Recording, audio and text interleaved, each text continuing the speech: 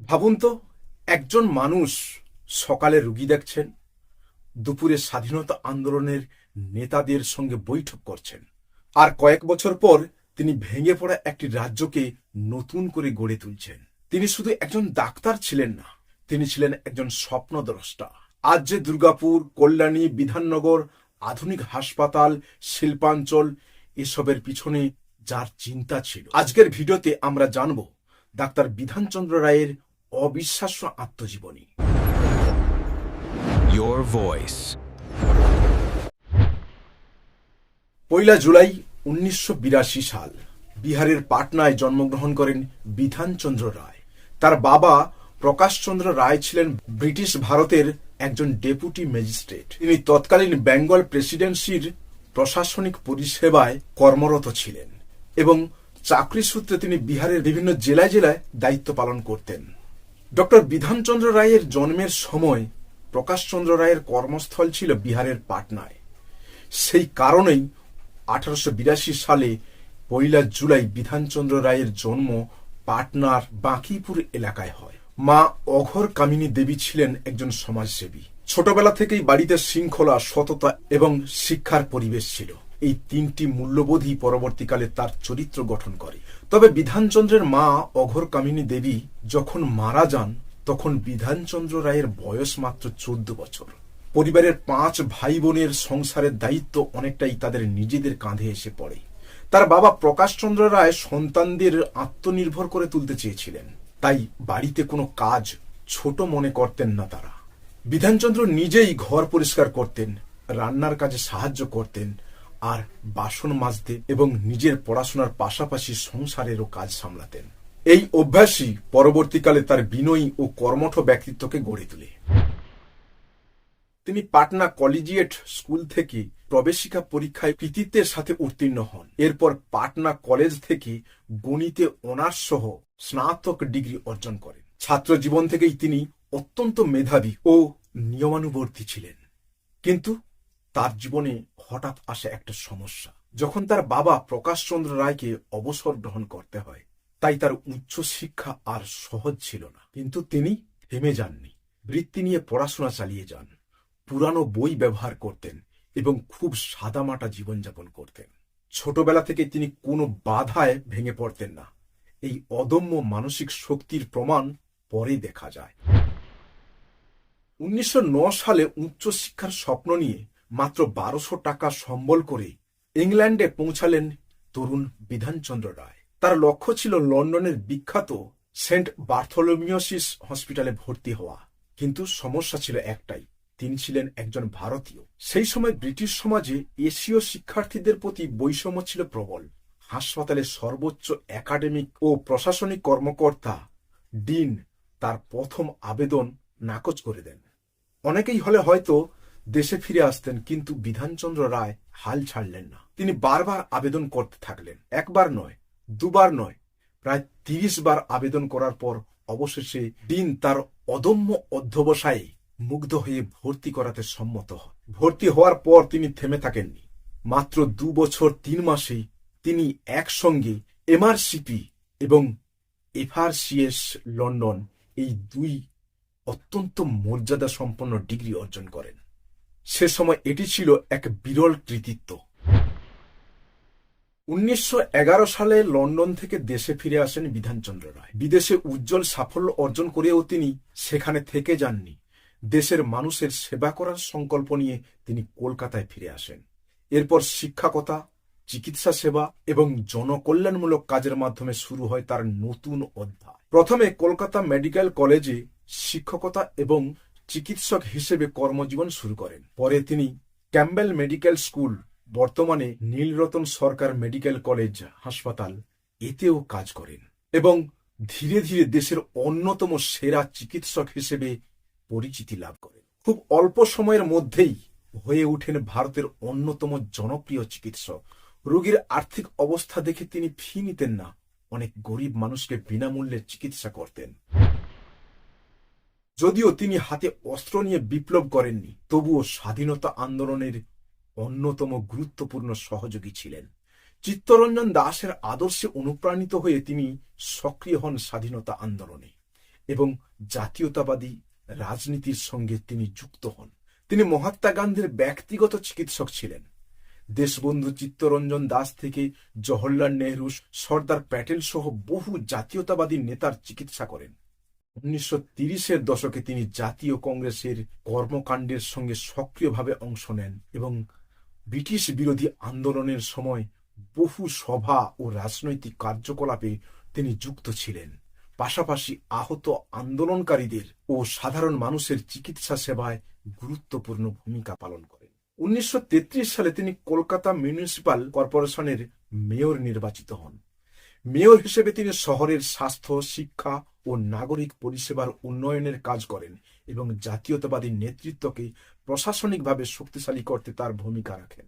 তার কাছে চিকিৎসা ছিল শুধু পেশা নয়, দেশ সেবার আরেকটি পথ। ডক্টর বিধানচন্দ্র রায় কোনো সাহিত্যিক ছিলেন না, তাই তার লেখা উপন্যাস বা গল্পগ্রন্থ নেই। তবে চিকিৎসা বিজ্ঞান, জনস্বাস্থ্য ও মেডিকেল শিক্ষার উন্নয়ন নিয়ে তিনি বহু গবেষণার প্রবন্ধ এবং বক্তৃতা লিখেছেন। তার চিন্তাধারা পরবর্তী প্রজন্মের চিকিৎসকদের পথ দেখিয়েছে। মেডিকেল শিক্ষা ও হাসপাতাল ব্যবস্থার উন্নয়নে অসংখ্য নীতি প্রণয়ন করেছেন। 1947 সালে দেশ স্বাধীনতার সাথে সাথে দেশভাগের মতো একটা বিপর্যয়ের মুখোমুখি হয় আমাদের পশ্চিমবঙ্গ। তখন পশ্চিমবঙ্গের অবস্থা ছিল অত্যন্ত ভয়াবহ। লক্ষ লক্ষ উদ্বাস্তু পূর্ব পাকিস্তান অর্থাৎ বর্তমানে বাংলাদেশ থেকে পশ্চিমবঙ্গে এসে আশ্রয় নেন। খাদ্য সংকট, বাসস্থানের সংকট, বেকারত্ব, শিল্পের অভাব, স্বাস্থ্য ব্যবস্থা দুর্বল, অর্থনীতি বিপর্যস্ত। এমন কঠিন সময়ে 1948 সালে পশ্চিমবঙ্গের দ্বিতীয় মুখ্যমন্ত্রীর দায়িত্ব নেন বিধানচন্দ্র রায়। তিনি বুঝেছিলেন শুধু রাজনীতি নয়, প্রয়োজন পরিকল্পিত উন্নয়ন। তাই পশ্চিমবঙ্গে শুরু হয় এক নতুন অধ্যায়। তার সময় উল্লেখযোগ্য সমস্যাগুলোর মধ্যে একটি হল উদ্বাস্তু সমস্যা। আগেই বলেছিলাম 1947 সালে দেশভাগের পর পূর্ব পাকিস্তান বর্তমান বাংলাদেশ থেকে লক্ষ লক্ষ হিন্দু উদ্বাস্তু পশ্চিমবঙ্গে চলে আসে। অল্প কয়েক বছরের মধ্যে উদ্বাস্তু মানুষের সংখ্যা কয়েক মিলিয়নে পৌঁছে যায়। ডক্টর বিধানচন্দ্র রায় বুঝেছিলেন উদ্বাস্তুদের শুধু মাথা গোঁজার ঠাঁই দিলে চলবে না, তাদের ফিরিয়ে দিতে হবে সম্মানের জীবন। তাই তিনি নতুন শহর গড়লেন, জমি দিলেন, শিল্প স্থাপন করলেন, স্কুল, হাসপাতাল বানালেন এবং কর্মসংস্থানের ব্যবস্থা করলেন। তার দূরদর্শী পরিকল্পনার ফলেই লক্ষ লক্ষ উদ্বাস্তু ধীরে ধীরে নতুন জীবন শুরু করার সুযোগ পেয়েছিল এই বঙ্গে। দেশভাগের পর কলকাতা শহরে উদ্বাস্তুদের ঢল নামে, শহরের জনসংখ্যা দ্রুত বেড়ে যায়। ডক্টর বিধানচন্দ্র রায় বুঝলেন কলকাতার উপর চাপ কমাতে পরিকল্পিত নগরী গড়ে তুলতে হবে। তার উদ্যোগে কলকাতার পূর্ব দিকে বিস্তীর্ণ নোনা জলাভূমি ও ভেড়ি অঞ্চল ভরাট করার পরিকল্পনা নেওয়া। সেই জলাভূমির বুকেই ধীরে ধীরে গড়ে উঠে একটি আধুনিক পরিকল্পিত শহর সল্টলেক। এর প্রশস্ত রাস্তা, নির্দিষ্ট সেক্টর, পার্ক, স্কুল, হাসপাতাল এবং আবাসন সবকিছুই ছিল সুপরিকল্পিত নগরায়নের উদাহরণ। তবে তার মৃত্যুর পর তার এই অসামান্য অবদানের স্বীকৃতি স্বরূপ পরবর্তীকালে সল্টলেকের সরকারি নাম রাখা হয় বিধাননগর। আজও এই শহর তার দূরদর্শীর পরিকল্পনা ও উন্নয়ন ভাবনার জীবন্ত প্রতীক। শুধু একটা সল্টলেক দিয়ে হবে না, কলকাতার জনসংখ্যার চাপ কমাতে আরো একটি নগরীর পরিকল্পনা করলেন তিনি। সেই পরিকল্পনার ফলই ছিল কল্যাণী। নতুন পরিকল্পিত শহরের নামকরণ ডাক্তার বিধানচন্দ্র রায় নিজেই রাখেন। বহুল স্বীকৃত ঐতিহাসিক মত অনুযায়ী তিনি শহরটির নাম রাখেন কল্যাণী। ঠাকুর পরিবারের সদস্য গজেন্দ্রনাথ ঠাকুরের অকাল প্রয়াতা কন্যা কল্যাণীর স্মৃতিকে অমর করে রাখার জন্য এই নামকরণ। যদিও এ বিষয়ে সরকারি কোনো ব্যাখ্যা পাওয়া যায় না, তবুও এই মতটি ইতিহাসে সবচেয়ে বেশি আলোচিত। তিনি শুধু শহরের নাম দেননি, একটি শহর পরিকল্পিত আধুনিক শহর হিসেবে কল্যাণীকে গড়ে তোলার জন্য রূপরেখাও তৈরি করেন। তার পরিকল্পনার মধ্যে ছিল প্রশস্ত রাস্তা, সুশৃঙ্খল আবাসন, উদ্বাস্তু পরিবারের পুনর্বাসন, শিক্ষা ও স্বাস্থ্য কেন্দ্র স্থাপন, শিল্প ও কর্মসংস্থানের সুযোগ সৃষ্টি, পর্যাপ্ত খেলার জায়গা ও সবুজ পরিবেশ। পরে এখানে গড়ে ওঠে ইউনিভার্সিটি অফ কল্যাণী, হাসপাতাল, এইমস, গবেষণা প্রতিষ্ঠান এবং বিভিন্ন শিল্প প্রতিষ্ঠান। আজ কল্যাণী পশ্চিমবঙ্গের অন্যতম গুরুত্বপূর্ণ শিক্ষা ও স্বাস্থ্যকেন্দ্র। ডাক্তার বিধানচন্দ্র রায়ের স্বপ্ন ছিল পশ্চিমবঙ্গকে শুধু কৃষি নির্ভর রাজ্য নয়, শিল্পে সমৃদ্ধ একটি আধুনিক রাজ্যে পরিণত করতে হবে।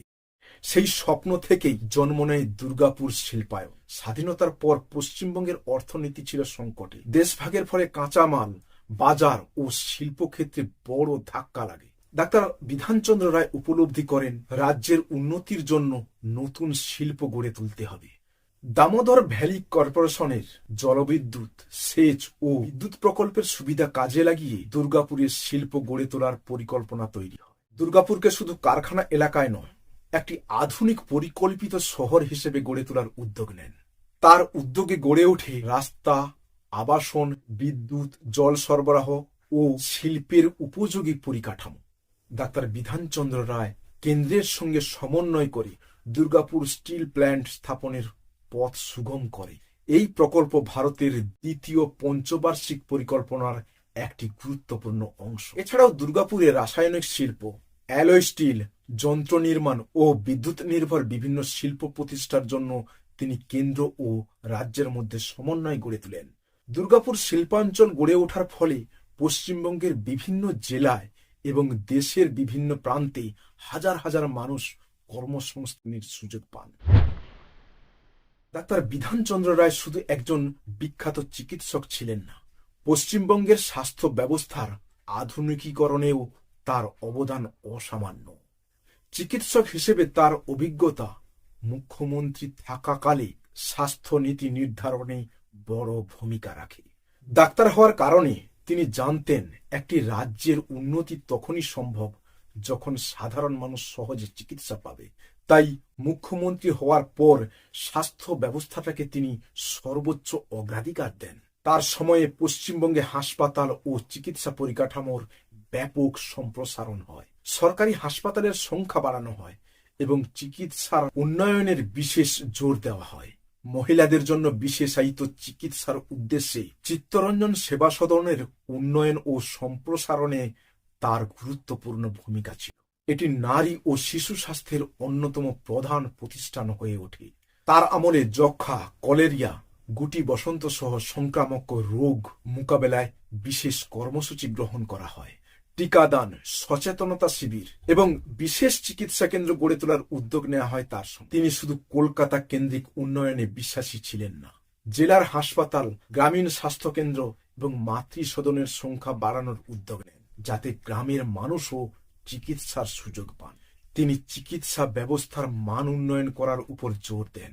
মেডিকেল কলেজগুলিতে আধুনিক পাঠ্যক্রম, গবেষণা এবং দক্ষ চিকিৎসক তৈরি করার পরিবেশ গড়ে তুলতে উদ্যোগী হন। তিনি বলতেন, চিকিৎসা শুধু একটি পেশা নয়, এটি মানুষের সেবার এক মহান ব্রত।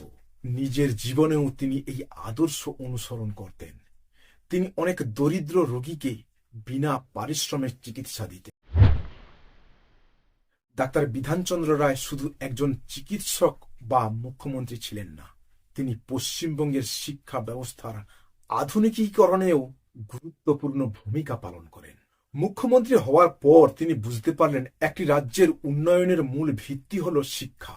তাই পশ্চিমবঙ্গের নতুন কলেজ, বিশ্ববিদ্যালয় এবং প্রযুক্তি শিক্ষার প্রসারের বিশেষ গুরুত্ব দেন।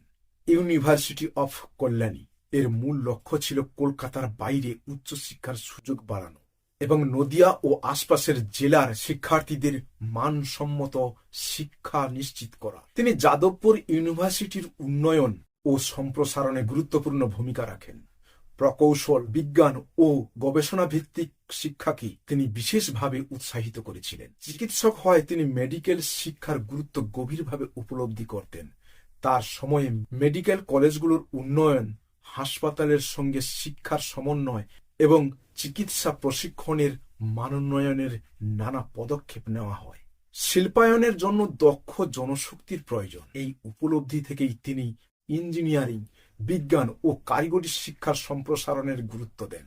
এর ফলে পশ্চিমবঙ্গে প্রযুক্তি শিক্ষার ভিত্তি আরও শক্তিশালী হয়। সে সময় তিনি নতুন স্কুল প্রতিষ্ঠা, শিক্ষক নিয়োগ এবং গ্রামীণ এলাকায় শিক্ষার প্রসারের উদ্যোগী গ্রহণ করেন, যাতে শিক্ষার সুযোগ শহরের বাইরেও ছড়িয়ে পড়ে। ডাক্তার বিধানচন্দ্র রায়কে আধুনিক পশ্চিমবঙ্গের শিল্পায়নের প্রধান স্থপতি বলা হয়। তিনি 1948 সাল থেকে 1962 সাল পর্যন্ত পশ্চিমবঙ্গের মুখ্যমন্ত্রী থাকাকালে যুদ্ধ, দেশভাগ ও উদ্বাস্তু সমস্যায় জর্জরিত পশ্চিমবঙ্গকে শিল্পায়নের মাধ্যমে পুনর্গঠনের চেষ্টা করেন। 1947 সালে দেশভাগের পর পশ্চিমবঙ্গের অর্থনীতি মারাত্মকভাবে ক্ষতিগ্রস্ত হয়। কাঁচা মালের উৎসের একটি বড় অংশ পূর্ব পাকিস্তানে চলে যায়। লক্ষ লক্ষ উদ্বাস্তু এসে কর্মসংস্থানের সংকট আরো বাড়িয়ে তোলে। এই কঠিন পরিস্থিতিতে মুখ্যমন্ত্রী ডাক্তার বিধানচন্দ্র রায় সিদ্ধান্ত নেন শিল্পায়নই হবে পশ্চিমবঙ্গের পুনর্গঠনের প্রথম হাতিয়ার। তারই উদ্যোগে দুর্গাপুরকে পরিকল্পিত শিল্পনগরী হিসেবে গড়ে তোলার কাজ শুরু হয়। পরবর্তীকালে এখানে গড়ে ওঠে Durgapur steel plant, alloy still কারখানা, কেমিক্যাল ও ইঞ্জিনিয়ারিং শিল্প, ভারী শিল্প। তাই দুর্গাপুরকে বলা হয় ভারতের রুহ। চিত্তরঞ্জন লোকোমোটিভ রেল শিল্প, তারও বিকাশে তিনি সক্রিয় ভূমিকা পালন করেন। এটি স্বাধীন ভারতের অন্যতম বৃহৎ রেল ইঞ্জিন নির্মাণ কারখানায় পরিণত হয়। হলদিয়া বন্দর নির্মাণের ধারণা ও পরিকল্পনাতেও তারই ভূমিকা ছিল, যদিও হলদিয়াতে বন্দরটি তার মৃত্যুর পরে বাস্তবায়িত হয়। তিনি উপলব্ধি করেছিলেন বিদ্যুৎ ছাড়া শিল্প সম্ভব নয়, তাই তিনি বিদ্যুৎ উৎপাদন বৃদ্ধিতে জোর দিলেন। রাস্তা নির্মাণ, রেল ও যোগাযোগের ব্যবস্থা উন্নয়ন, শিল্পাঞ্চলে অবকাঠামো গড়ে তোলার উপর বিশেষ গুরুত্ব দেন।